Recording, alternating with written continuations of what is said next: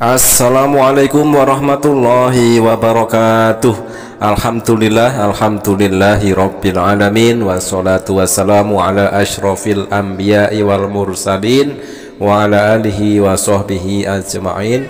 Sahabat Viral Indonesia News dimanapun berada, bertemu lagi di channel ini.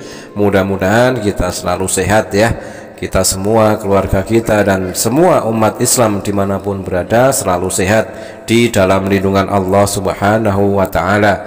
Terima kasih saya ucapkan kepada semua sahabat yang telah mendukung channel ini. Dukungan Anda mudah-mudahan dicatat sebagai amal kebajikan oleh Allah Subhanahu wa Ta'ala, yang pahalanya akan terus mengalir hingga yaumil qiyamah. Amin Allahumma amin. Karena dukungan dari para sahabat semua adalah bentuk partisipasi dari para sahabat semua di dalam rangka ikut membentengi akidah umat dari segala bentuk pendangkalan akidah yang sangat gencar dilakukan oleh para kaum pembenci Islam. Nah, dalam kesempatan kali ini kita akan tampilkan cuplikan video dari Saifuddin Ibrahim yang lagi-lagi, sekali lagi, dan entah sampai kapan akan terus menghujat dan menistakan Al-Quran dengan cara seperti biasa mencatut ayat-ayat suci Al-Quran tetapi tidak tahu konteks dan lalu dipelintir-pelintir penafsirannya sesuka hatinya. Itu sudah menjadi rahasia umum dari Saifuddin Ibrahim yang selalu ingin menjelek-jelekkan Islam dan ingin menyerang akidah umat Islam. Tetapi apakah cara yang dilakukan oleh Saifuddin Ibrahim tersebut berhasil? Kenyataannya tidak, sahabat-sahabat ya, karena dengan apa yang dilakukan oleh Saifuddin Ibrahim yang menghinakan dan menistakan agama lain, ternyata justru dari pihak Saifuddin Ibrahim sendiri, para jemaatnya justru satu persatu berbondong-bondong meninggalkan gereja dan lalu berduyun-duyun masuk Islam.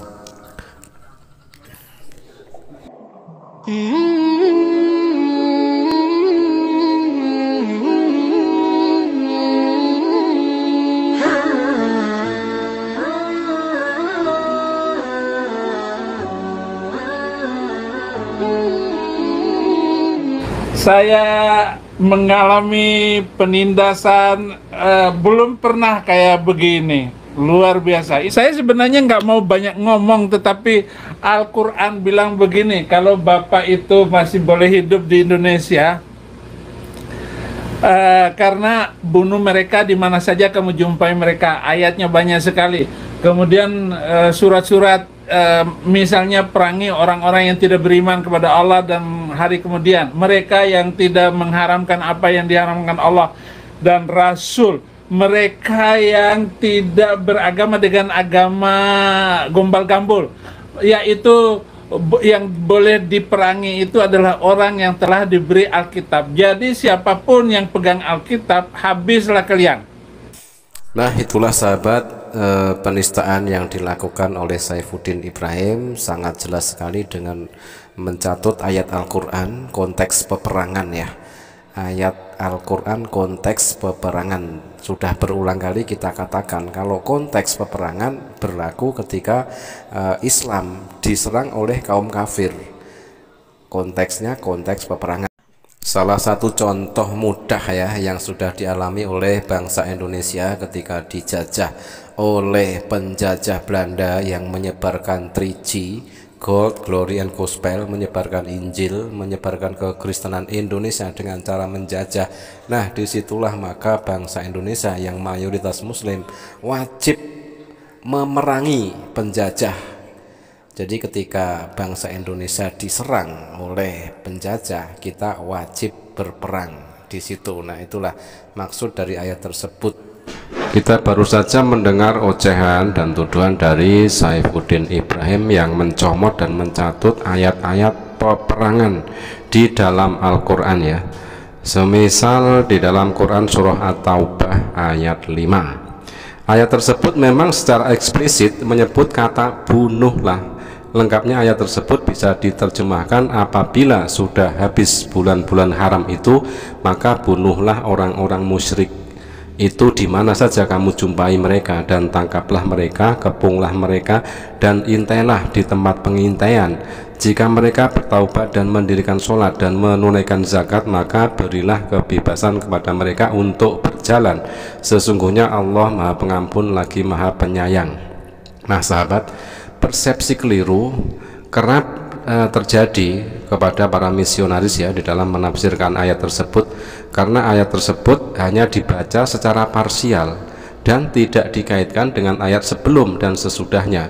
Sudah menjadi kebiasaan para misionaris kalau mencomot atau mencatut ayat Al-Quran selalu dicomot sepotong, tidak diikut sertakan ayat sebelum dan sesudahnya.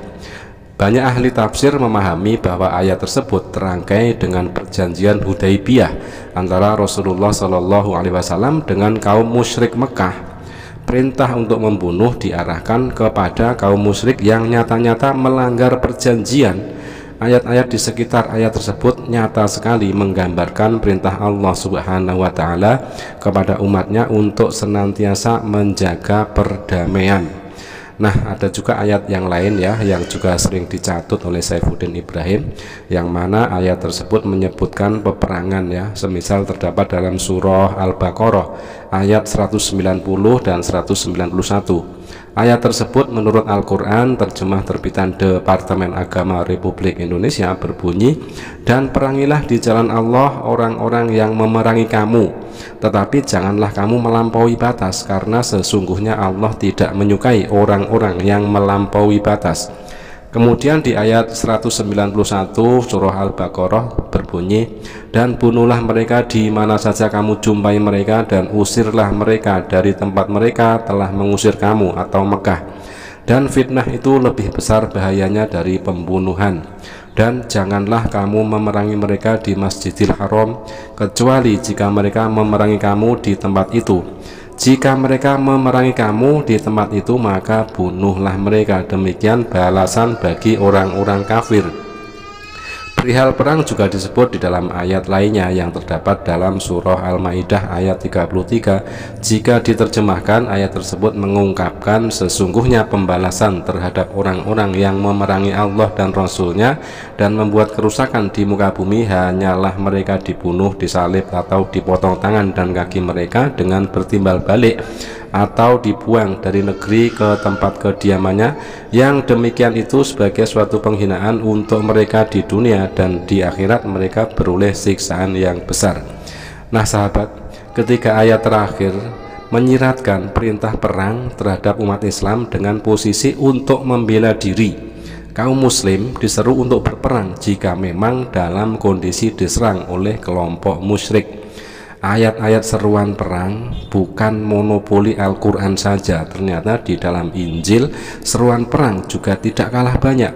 Salah satunya ayat yang berbunyi, panah-panahku akan dilumuri darah mereka yang menentang aku, kubunuh dengan pedangku, tidak kubiarkan siapapun melawan aku, orang tahanan dan yang luka-luka mesti mati juga. Deuteronomi 32 nomor 42. Bagian lain di dalam Injil juga menyebutkan, apabila Tuhanmu Allahmu telah membawa engkau ke dalam negeri kemana engkau masuk untuk mendudukinya, dan ia telah menghalau banyak bangsa dari depanmu, yakni orang Het, orang Girgasi, orang Amori, orang Kanaan, orang Feris, orang Hewi, dan orang Yebus, 7 bangsa yang lebih banyak dan lebih kuat daripadamu, dan Tuhan Allahmu telah menyerahkan mereka kepadamu sehingga engkau memukul mereka kalah. Maka haruslah kamu menumpas mereka sama sekali. Janganlah engkau mengadakan perjanjian dengan mereka, dan janganlah engkau mengasihani mereka. Deuteronomi 7 nomor 1 dan 2. Sebenarnya banyak sekali ayat-ayat di dalam Bible yang lebih parah, yang membahas ataupun yang ada kata-kata pembunuhan dan peperangan, tumpas segala makhluk yang hidup, sampai bayi-bayi yang menyusui, hewan-hewan melata, hewan-hewan yang tidak bersalah harus dihabiskan, harus ditumpas, itu lebih parah lagi. Tetapi kita ambilkan 2 ayat itu tadi ya. Nanti kalau si Saifuddin Ibrahim masih terus saja menghujat, nanti kita akan tampilkan semua ayat-ayat tentang pembunuhan di dalam Bible. Nah sahabat, kita tinggalkan Saifuddin Ibrahim yang mewek, menangis, menghujat karena merasa terzolimi, tetapi sejatinya dia adalah seorang penista agama. Dan dengan apa yang dilakukannya justru membuat banyak orang-orang non-muslim yang kritis dan logis akhirnya berpikir dengan tuduhan yang disampaikan oleh Saifuddin Ibrahim, apakah Islam memang seperti itu, dan mereka belajar perbandingan agama dan banyak sekali yang akhirnya berbondong-bondong masuk Islam karena telah menemukan kebenaran di dalam agama Islam. Ashhadu an la ilaha illallah wa ashhadu anna Muhammad Rasulullah.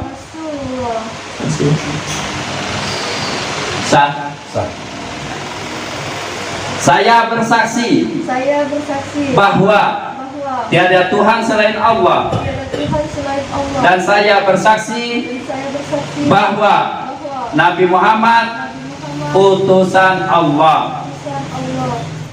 Di satu sisi Saifuddin Ibrahim semakin menjadi-jadi di dalam menistakan agama Islam, tetapi di sisi yang lain tanpa diketahui oleh Saifuddin Ibrahim ternyata banyak sekali para jemaatnya yang kini berbondong-bondong masuk Islam. Yang baru saja kita saksikan tadi adalah saudari baru kita bernama Dian bersyahadat di tempat Ustadz Dayak. Video saya ambil dari channel Ustadz Dayak. Mari kita dukung channelnya, channel Ustadz Dayak, dengan dukungan like, juga subscribe, dan juga share. Mudah-mudahan channelnya semakin berkembang. Dan untuk Ustadz Dayak, semoga selalu sehat walafiat, dilancarkan rezekinya, dimudahkan urusannya, agar semakin semangat di dalam berdakwah. Dan untuk saudari baru kita bernama Dian, gadis Dayak yang baru saja bersyahadat, mari kita doakan mudah-mudahan istiqomah di dalam iman dan Islam, semakin semangat belajar tentang agama Islam, dan istiqomah juga di dalam menjalankan syariat-syariat agama Islam. Dan mudah-mudahan video prosesi bersyahadatnya saudari baru kita Dian bisa memberikan sebuah inspirasi dan motivasi bagi para pencari kebenaran, bagi para non-muslim yang kritis dan logis, yang mencari kebenaran. Mudah-mudahan segera menemukan kebenaran dan mendapatkan hidayah, dan lalu berbondong-bondong masuk Islam. Terima kasih sahabat, mudah-mudahan bermanfaat. Jazakumullah khairan katsiran. Wassalamualaikum warahmatullahi wabarakatuh.